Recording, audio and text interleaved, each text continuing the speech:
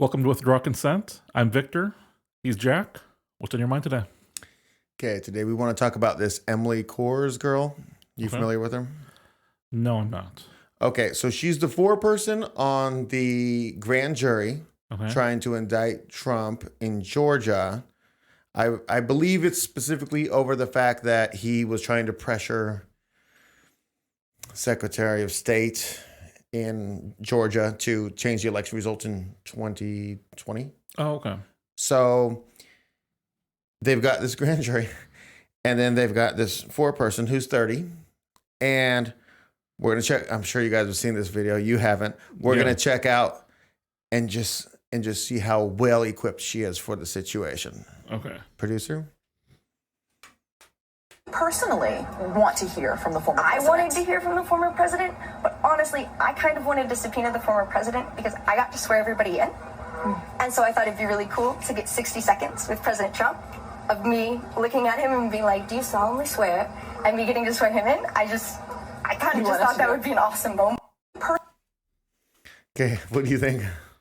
And she's in charge of the jury? Yeah. That's insane. Yeah, she's doing this little, do you know about the anime thing they do where they hop around? No.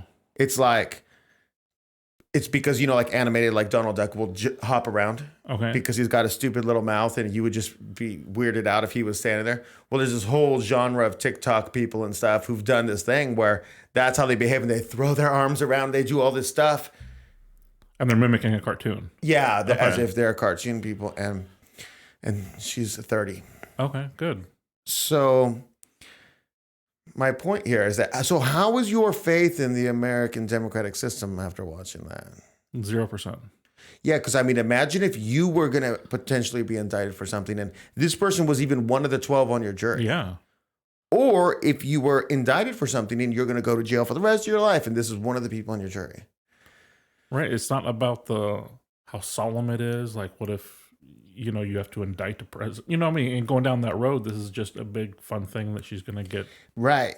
Yeah. Because this is your moment where you're going to act the most serious in your entire life. This moment right here. Right. We're going to get on there and be like, it's a big deal. Yeah. We're seriously thinking of all the circumstances regarding this. And we had to make the decision we made because, you know what I mean? Right. This is your chance. But it's her chance for clout. Right. That's all it is. Or to make an absolute buffoon of yourself. But do you think her or any of her friends or immediate people that she's trying to impress right now think she's a buffoon? Or do they think this is so great? I would do the same thing if I was in her shoes. Well, if she's trying to impress them, then this is what they do. But her parents? You'd think they have to be shamed. You would think. You failed. I'm sorry. Unless they just hate Trump with a passion. But maybe? It's not even about Trump. It's about raising a human being who's capable of functioning. Right. And so my point here is that imagine democracy and she gets to vote.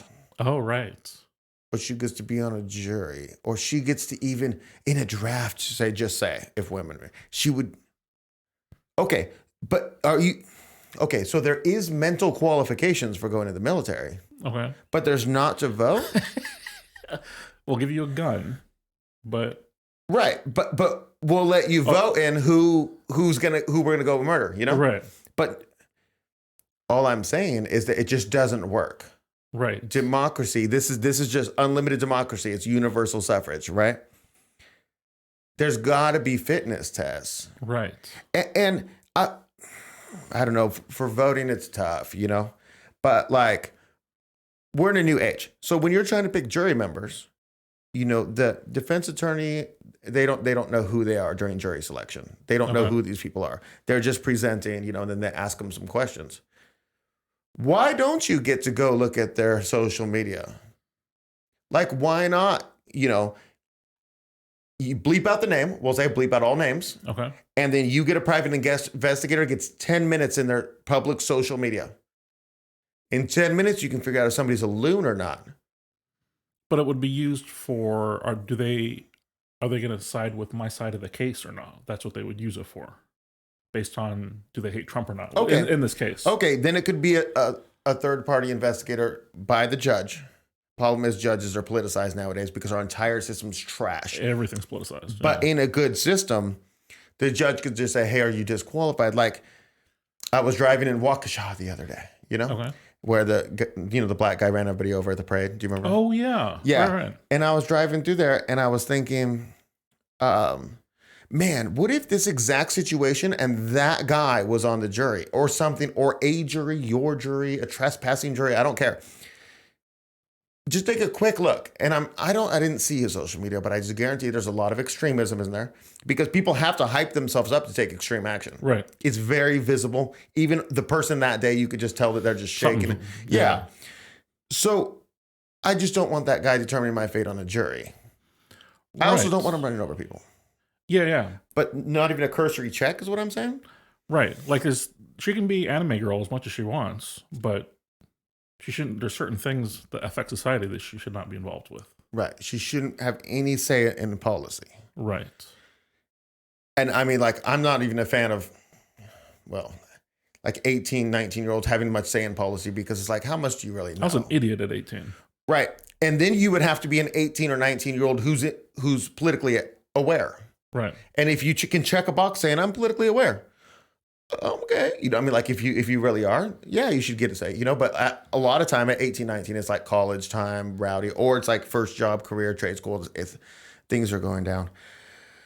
I'm just trying to say that there's got to be limitations. Okay. And mental fitness is just like a baseline one. It's like people kind of agree on some stuff like mental fitness for firearm ownership, kind of.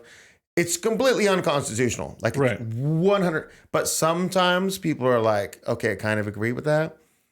You wouldn't think they would. Right. And could you get some mental help too? Yeah. That would be good. I just feel like I watched this show This Week in Culture. Okay. You know, it's Fleckus Talks, it's on Rumble, and it's just an amalgamation of videos from the previous week. And it's pretty interesting since I don't do social media much. And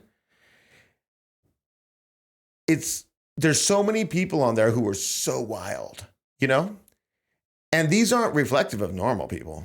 This is not you and me. This is not your waitress or your person serving you at McDonald's. This is not the lady at the dentist's office. This is not the dentist. These are extreme personalities on the very edges of society. Totally. Doing no mental help whatsoever. Right.